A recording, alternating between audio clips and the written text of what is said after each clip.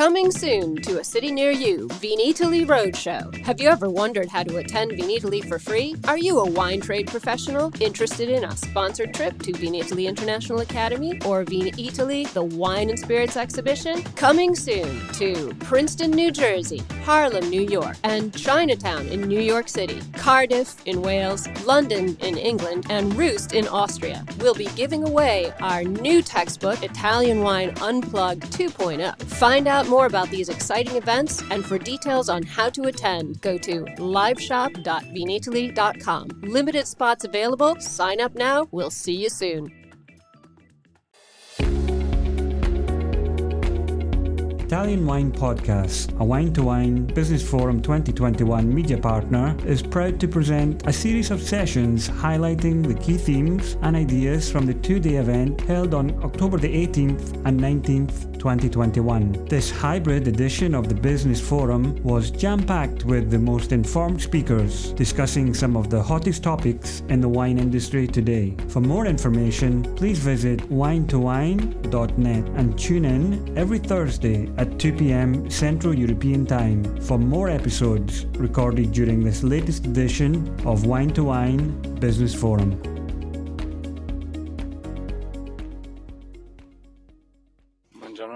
Buongiorno everybody. Welcome to our session in this morning. Small introduction of myself. My name is Elmo Hofer. I'm Italian wine ambassador and sommelier and working here in Alto Adige, Italy.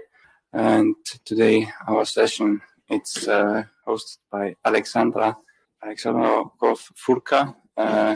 Also, she is an Italian wine ambassador, WSET diploma holder, and Master of Wine Stage 2 level student.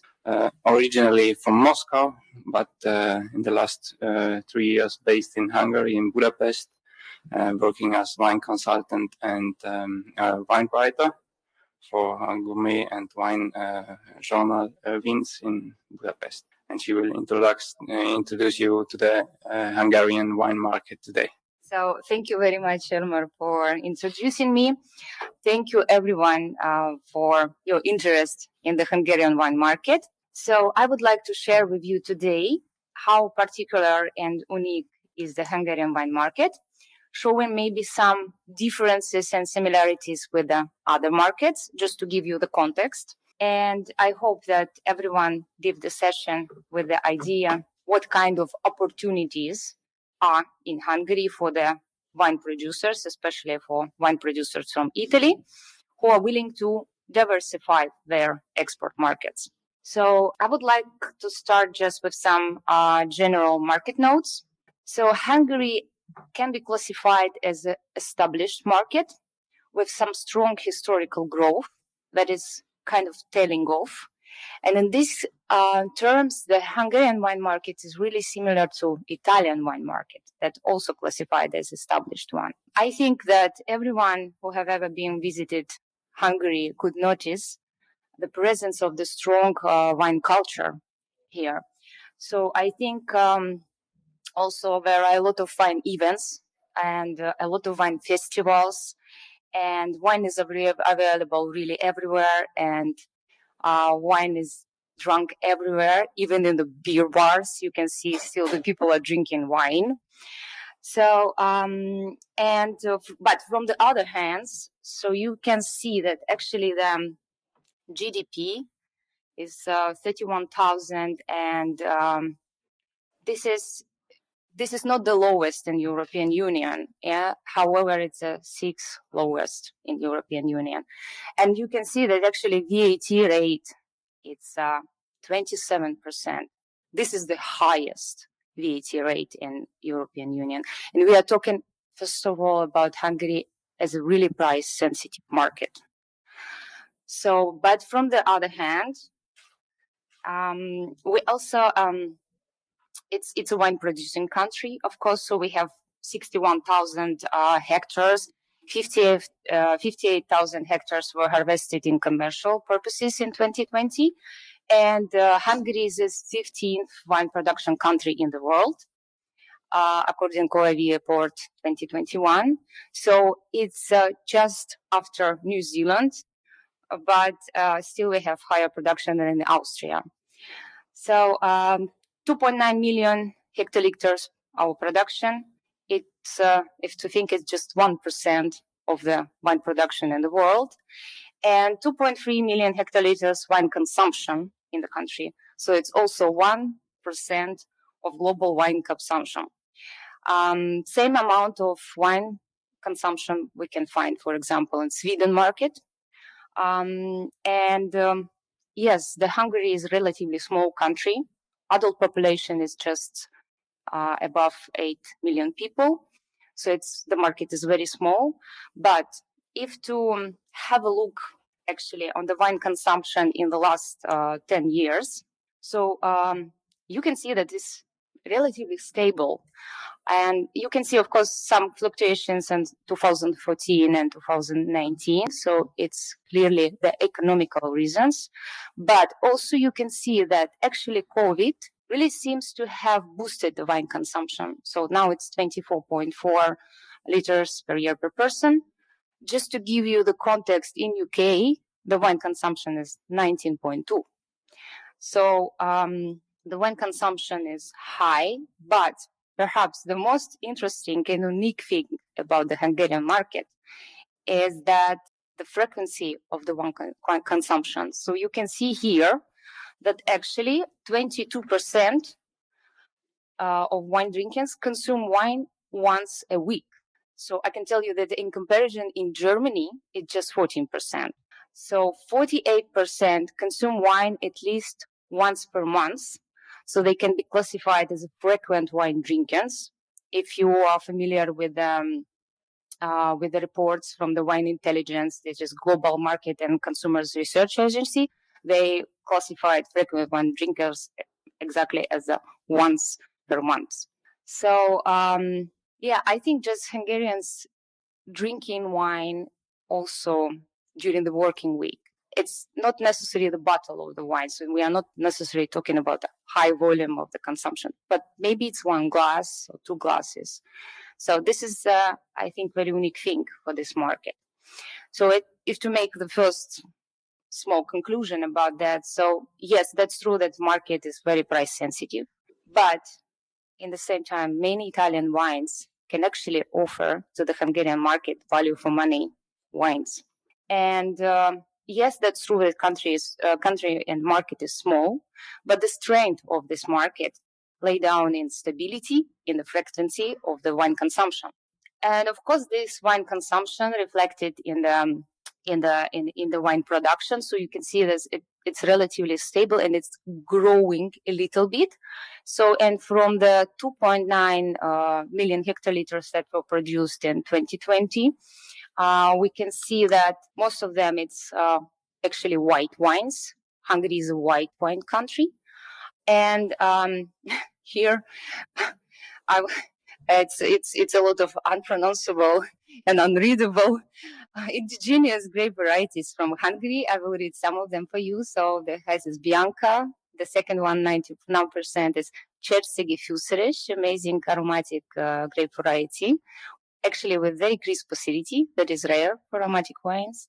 So after that, of course, our most important indigenous grape variety, Furmint, Olas Riesling as well, as a heritage from the communistic area. Yeah, it's still very popular. And you can see here Chardonnay, 5%, and you can see 4% Surke Barat. It's actually translated as a gray brother. So it's Pinot Grigio or Pinot Gris. So it's also very popular in Hungary.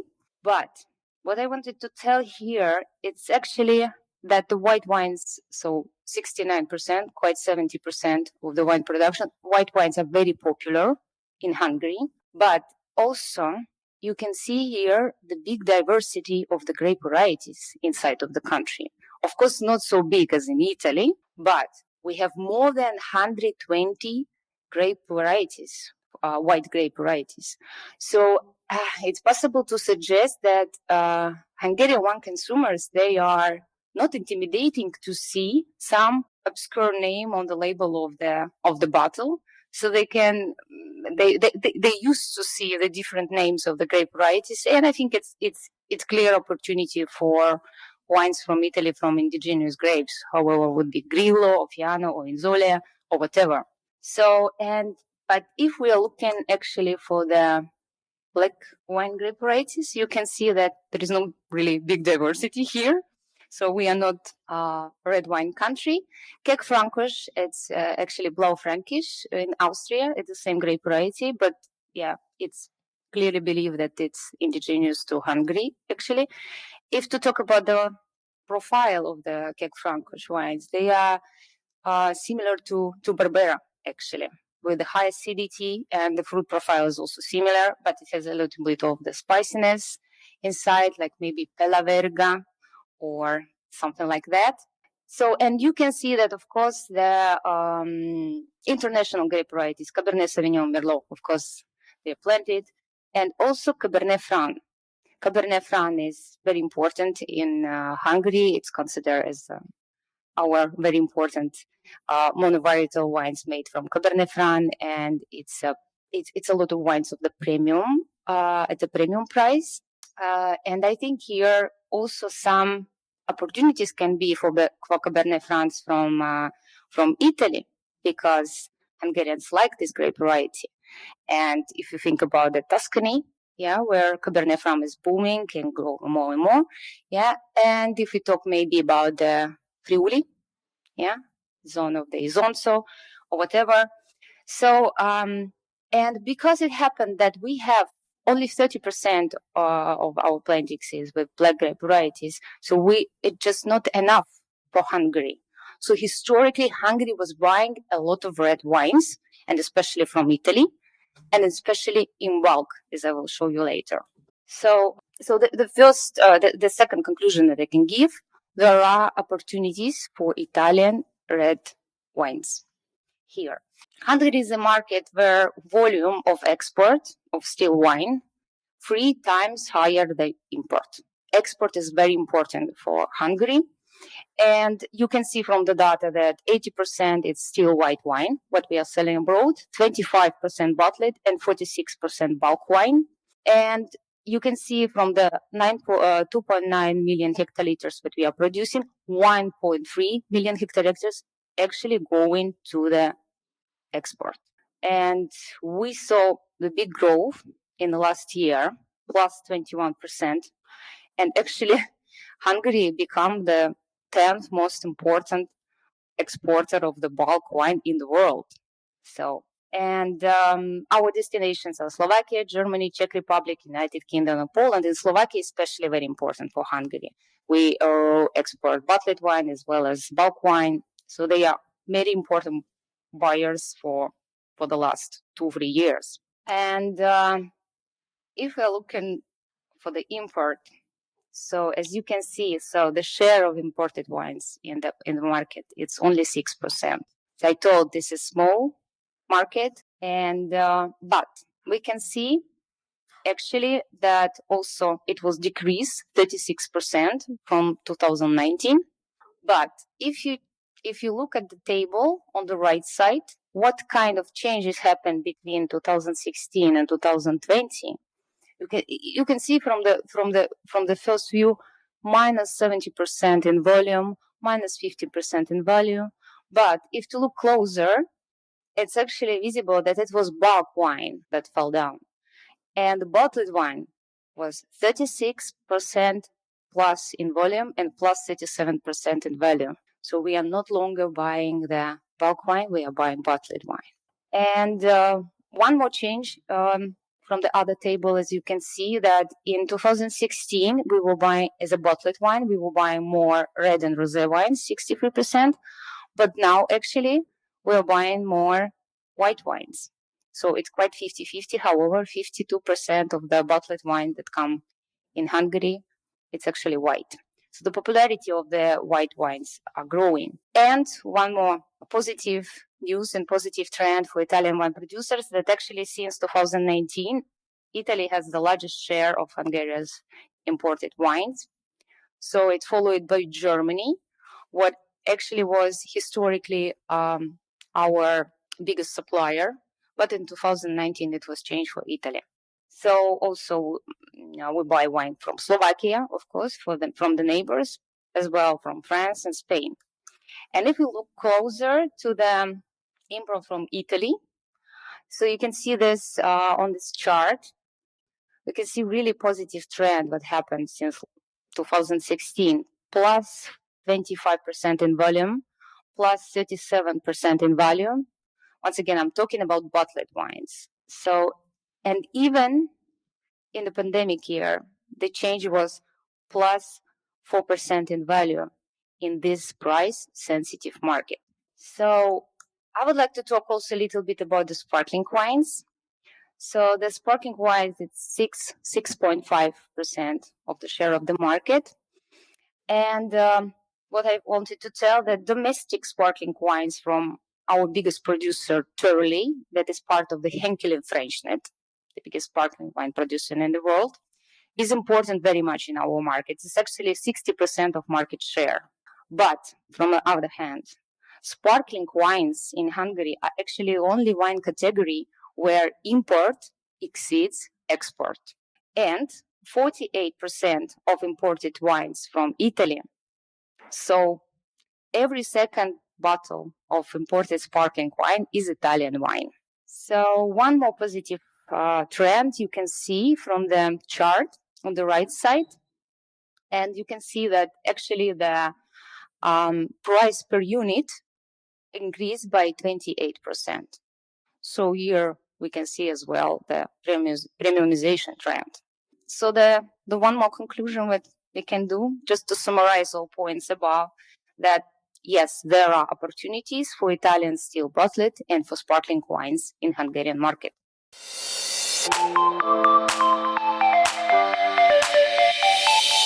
Are you enjoying this podcast? There is so much more high-quality wine content available from Mama Jumbo Shrimp. Check out our new wine study maps, our books on Italian wine, including Italian Wine Unplugged, The Jumbo Shrimp Guide to Italian Wine, Sangiovese Lambrusco and Other Stories, and much, much more on our website, mamajumboshrimp.com. Now back to the show.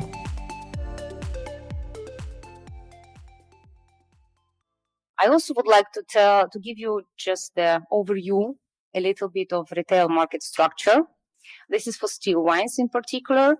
As it was visible from the previous slide, 20% of sparkling wine is sold out on the on-trade. But this is retail market structure for still wine. And here you can see also the prices. And you can see that actually the highest average price per liter is in specialized wine stores that are mostly buying wines directly from producers.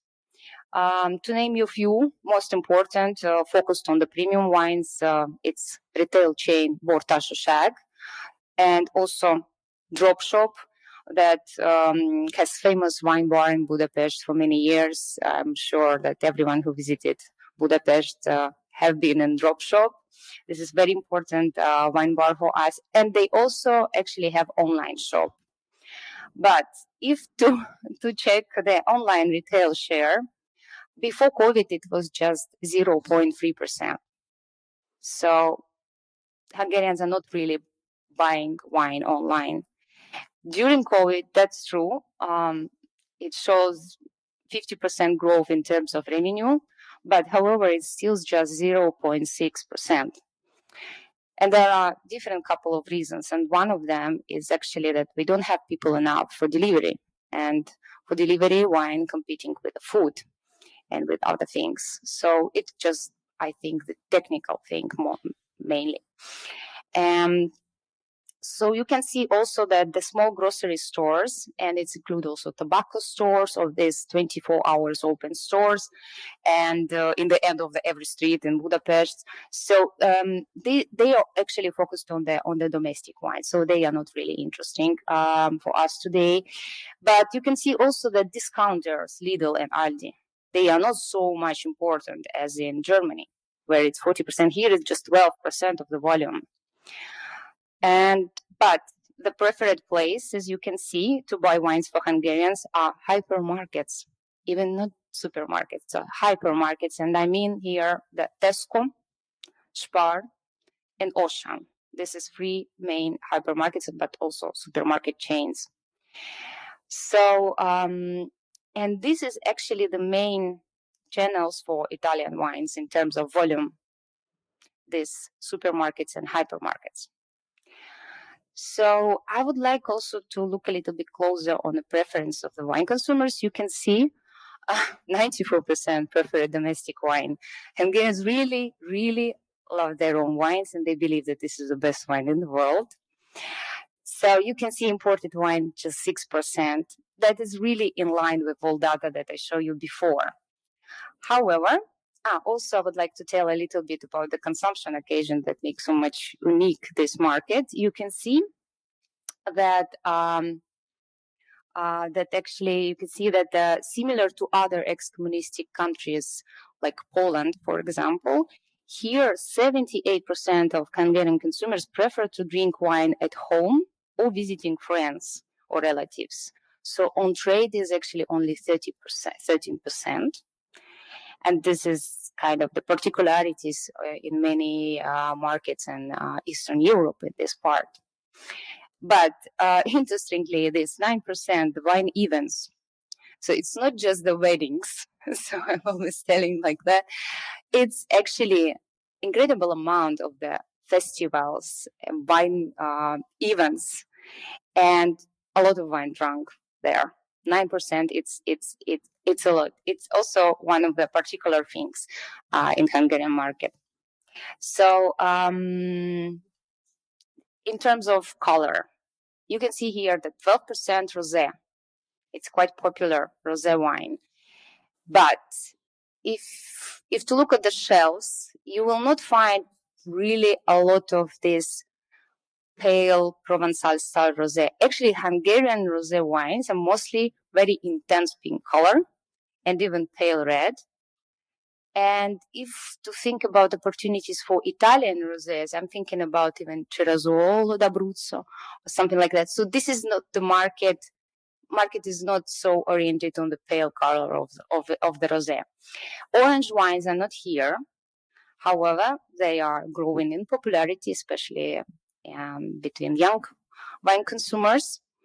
And also I'm thinking here about the Ramatos from Italy, or even Pinot Grigio Rosé that actually, in fact, made is the same as the orange wines with the skin contact.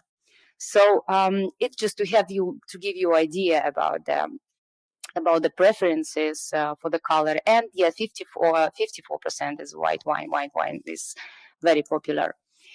In terms of sweetness, and this is probably the most unique thing about the Hungarian wine market. So remembering that this is not emerging market, this is established market. So the preferences is sweetness. You can see that 59% prefer semi-sweet or sweet wines. Sweet wine category is struggling to sell in all markets, except Hungary. I don't know exactly why, but probably because we have the most famous our sweet wine from Tokai. And probably because the perception of the sweetness in the wine for Hungarian consumers really associated with the high quality. So they are really ready to pay the premium for the sweet wines. And this is very unique. This is very unique. And this is one more so rare opportunity to sell maybe sweet Italian wines, just as idea. So if to look at the social demographic profile of the wine drinkers, here also the particular thing, so 50-50, it's about female, male, so there is no difference. And 40% of wine drinkers, you can see that here is 37% are actually millennials and Gen Z, so less than 40 years old.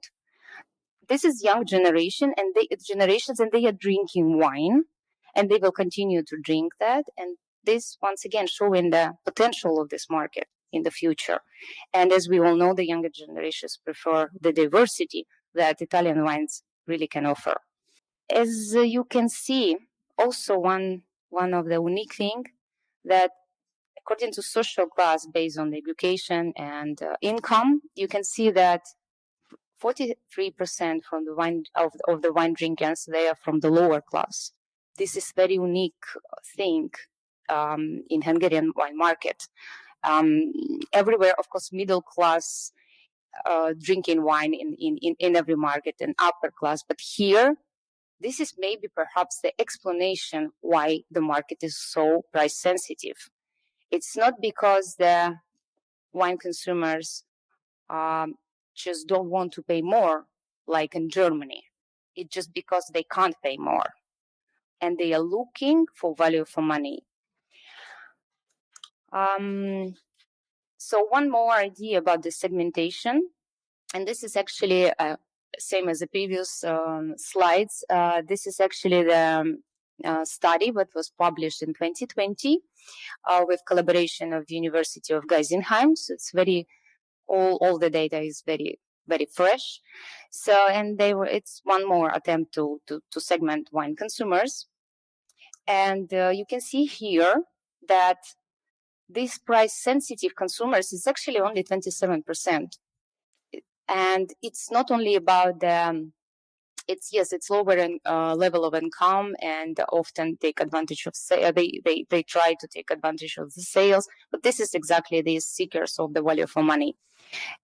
And it's still, there are possibilities here for Italian wines, as I explained already, but the social novelty seekers, 32%. Yeah, it's a lot. High level of education, high level of average income and spendings. These are the buyers for Italian wines. And special group, foreign funds that with high level of income, spending primarily they favor Italian wines. So the foreign funds really about Italian wines. Generally, they have this negative attitude over domestic products. I don't know why. The Hungarian wines are amazing. However, we have this group of the consumers as well. So some session takeaways. The Hungarian market established with strong wine culture, high, frequent, and stable wine consumption, growing volume and value of imported wines in the bottle, but bulk import is decreasing. Still and sparkling wines from Italy have the largest share of imported wines. And the Hungarian wine consumers buying wine mostly in hyper supermarket, drink them at home, prefer white, semi-dry, semi-sweet, and sweet wines. They are price sensitive. Yes, they're true. They are looking for value for money. They are young, 37% millennials and Generation Z. And they are looking for diversity, 32% are novelty seekers. So thank you. Thank you very much for your attention. So please, if you have any questions, I gladly try to answer.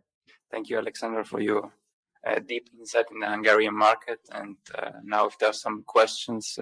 Hello. I spend a lot of time in Hungary, but I was wondering, in some of the shops, I know they love late harvest Tokaj, sweet Tokaj. Are there any foreign sweet wines that are having success there in the market, semi-sweet or sweet? You mean foreign? Foreign. Yeah. Foreign abroad. Yeah, we have sauternes, and it's possible to buy in the supermarket and hypermarket. Yes, there is interest to the sweet wines from around the world. Just to give you an idea, before I arrived here, I was participating for the tasting of the sweet wine of the foreigner, of the sweet wines from abroad. So for the local magazine Vince, and we have a lot of Vinsantos, we have Passito di Penteleria, we have a lot of sweet wines from around the world, but big share was from Italy. And they all will appear on the pages of the Vince magazine, and the people can read about them. And this is interesting because the wine magazine will not write about something that is not interesting, for the consumers. So I don't see a lot of sweet wines from Italy. However, I made a little bit of research, and it was amazing. Actually, I found even Picolit from Friuli, the sweet wine. Yeah, so that's already telling about something. So yeah, it's actually a specialized importer and distributor for Italian wines. They sell wine to the HoReCa, to the restaurants. So they have Picolit. Presentation, which was really, really, Nice. And I would like to ask you about Bianca because it is 11% of the plantation, and it's a hybrid. Yeah. Do you think it will increase in this context of popularity of peewee grape varieties? And it's an actual topic as an MW student. That's why I'm asking you. Thank you very much for the question. Thank you very much for the question. We just discussed with Elmar this Bianca. So it's a crossing. Actually, it was developed in 1963. So it's heritage from Soviet Union and from communistic time. But 15 years ago, nobody cared about Bianca, to be honest. And this grape variety has some percentage of Vitis berlandieri and riparia as well. So it's frost resistant, but it's also resistant to the fungal diseases. And I think this growing popularity in the last 10 years, that the Bianca was planted so much that it became the white grape variety #1 in Hungary. This is actually answer of the wine industry in Hungary for the challenges of the economical sustainability of the vineyards. I think it's very rational decision. And the grape variety itself is pretty neutral. So you can do a lot of things of that. You can use it in the blend with the 15%, and you will be still with the grape variety on the label. So that's Bianca. And actually, it was also one more grape variety, Aletta, that is also kind of, I call them indigenous crossings because they are truly Hungarian, and they were developed inside of the country, and they are very well adapted. So this is about Bianca. If I woke up so early, so I have a lot of questions. So normal. Okay, so do you have roughly a percentage of screw-capped wines consumed inside domestically? Yeah, no, unfortunately, no. Nothing about the packaging. I can see the idea from the popularity of packaging only from the data available from the official statistical office, what is export, what is import. I saw a little bit that was packing box was a little bit increasing. However, it's a perception of the consumers that it's lower quality. I think that it should be influenced from the Austria, and Austria use screw cap a lot.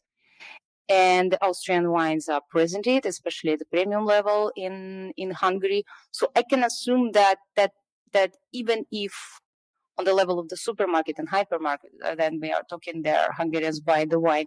Even if here there is still perception of the screw cap, I think it just will disappear, but very slowly.